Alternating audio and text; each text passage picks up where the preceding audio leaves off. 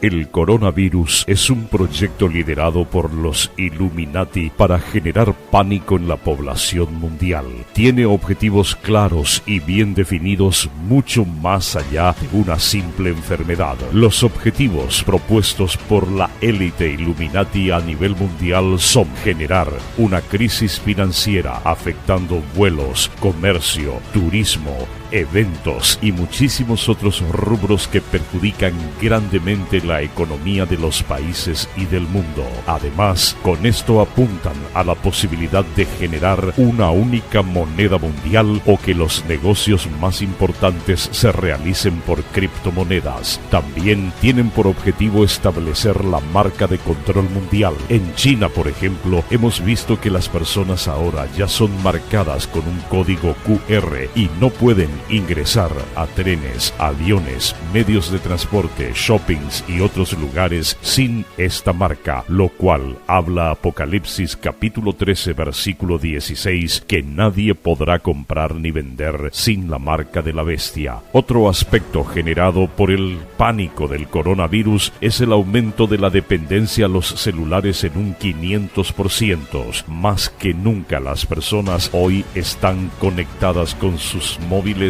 de manera a compartir, escribir o recibir información sobre la pandemia del coronavirus. Otro escenario profético detrás del coronavirus es justamente la posibilidad de medir el comportamiento de las masas y el nivel de sujeción de las masas basado en un problema de salud. El pretexto perfecto para lograr que la gente obedezca. Aunque parezca increíble, la profecía de Segunda de Tesalonicenses capítulo 2 versículo 4 dice que el nuevo líder mundial que habrá de surgir prohibirá todo culto a Dios o todo aquello que sea objeto de culto, pues él mismo se proclamará como Dios. Y con esta pandemia mundial se prohibieron las realizaciones de varios eventos de aglomeración de personas, subrayando de manera exponencial la prohibición de cultos o reuniones religiosas, preparando sutilmente el campo para aquello que viene. La pandemia y el pánico generado por el coronavirus con una gran propaganda informativa también tiene por objetivo instalar el nuevo orden mundial, preparando así el camino para que esto sea posible. Todo esto y mucho más está detrás del